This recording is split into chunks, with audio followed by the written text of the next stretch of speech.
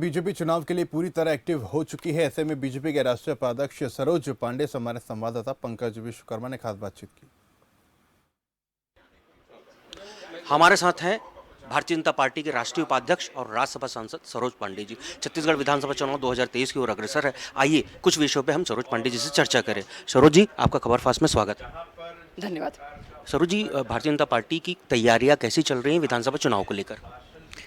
बहुत मजबूत तैयारियां हैं। भारतीय जनता पार्टी के कार्यकर्ता बूथ स्तर तक लगे हुए हैं, मंडल स्तर तक हैं और कांग्रेस पार्टी की नाकामियों को लेकर हम जनता के बीच में जा रहे हैं।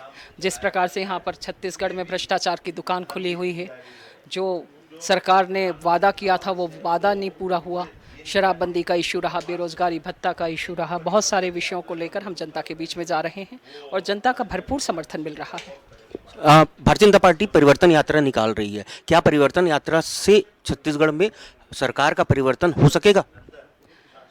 हम यात्रा के माध्यम से जनता के बीच में जा रहे हैं। विधानसभाओं से होकर ये यात्राएं गुजरेंगी और सरकार की विफलताओं से हम जनता को अवगत भी कराएंगे। जनता उससे लगातार रूबरू भी हो रही है, तो निश्चित तौर पर इस यात्रा का बहुत सार्थक परिणाम होगा और इस यात्रा से हम आने वाले समय में, जिस प्रकार से यात्रा का नाम ही परिवर्तन यात्रा है, तो आने वाले समय पे निश्चित तौर पर परिवर्तन होगा। छत्तीसगढ़ में महिला अपराध लगातार बढ़ते जा रहे हैं। दुष्कर्म के मामले आ रहे हैं। शिक्षक दिवस के दिन शिक्षिका के साथ बलात्कार की घटना छत्तीसगढ़ में सामने आई है। इसको कैसे देखते हैं कानून व्यवस्था के दृष्टिकोण से?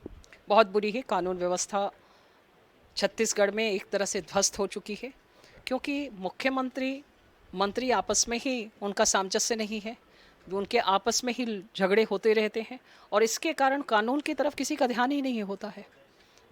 रक्षाबंधन के पर्व के समय भी आपका और कांग्रेस पार्टी का एक विवाद सामने आ गया था। आपके ऊपर बड़ी छीटाकशी की गई थी। मैंने तो केवल कांग्रेस पार्टी के जो प्रदेश अध्यक्ष हैं उनके विवेक पे प्रश्न खड़ा किया था। जो उन्होंने कहा था मैंने उस पर प्रश्न खड़ा किया था। वो और कांग्रेस पार्टी के जो प्रवक्ता हैं वो उनके कद की बात करते हैं। उनके कद पर मैंने तो टिप्पणी नहीं करी थी। वो ठिगने हैं, लंबे हैं, चौड़े हैं, हमने तो नहीं कहा। तो ये कांग्रेस पार्टी की एक तरह से संस्कृति है कि वो इस प्रकार के आक्षेप अपने लोगों पे भी करते हैं और महिलाओं पे भी करते हैं। देखिए, भारतीय जनता पार्टी 21 टिकटों के बंटवारे के साथ कहीं ना कहीं आगे तो है, लेकिन जो प्रत्याशी उन्होंने चुने हैं उनका क्षेत्र में जबरदस्त विरोध हो रहा है। कहीं कोई विरोध नहीं है। कांग्रेस पार्टी केवल मिथ्या एक तरह से आरोप लगा रही है।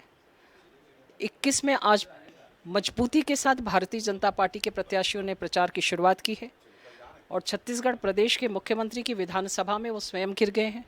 हमारी प्रत्याशी बहुत मजबूती के साथ मैदान में है। देखिए, भारतीय जनता पार्टी ने मुख्यमंत्री का चेहरा घोषित नहीं किया है, तो क्या ये नरेंद्र मोदी वर्सेस भूपेश बघेल का विधानसभा चुनाव है? देश के प्रधानमंत्री जी तो हमारे नेतृत्व करता है, वो तो हर जगह बहुत स्वाभाविक तौर पर होते हैं और भूपेश बघेल का कद इतना नहीं है कि वो वर्सेस में आके खड़े हो सकें। कल खड़गे जी आ रहे हैं, अखिल भारतीय कांग्रेस कमेटी के राष्ट्रीय अध्यक्ष है। आपने उनसे 9 सवाल पूछे हैं। क्या वो 9 सवालों के जवाब की उम्मीद करती हैं आप? अगर वो जवाब नहीं देते हैं तो जवाब से भागने की प्रवृत्ति कांग्रेस पार्टी की हमेशा रही है और वो उससे भागते रहे हैं। अगर वो जवाब नहीं देते हैं, इसका मतलब है कि वो मैदान से पलायन कर रहे हैं और पलायन करना मतलब हारना होता है। तो कांग्रेस पार्टी पहले ही हार रही है, मैं ऐसा मानती हूँ। चलिए, हमारे साथ थी भारतीय जनता पार्टी की राष्ट्रीय उपाध्यक्ष और राज्यसभा सांसद सरोज पांडे। मैं पंकज विश्वकर्मा, खबर फास्ट के लिए, साथी कैमरामैन गोविंदा सोनकर के साथ।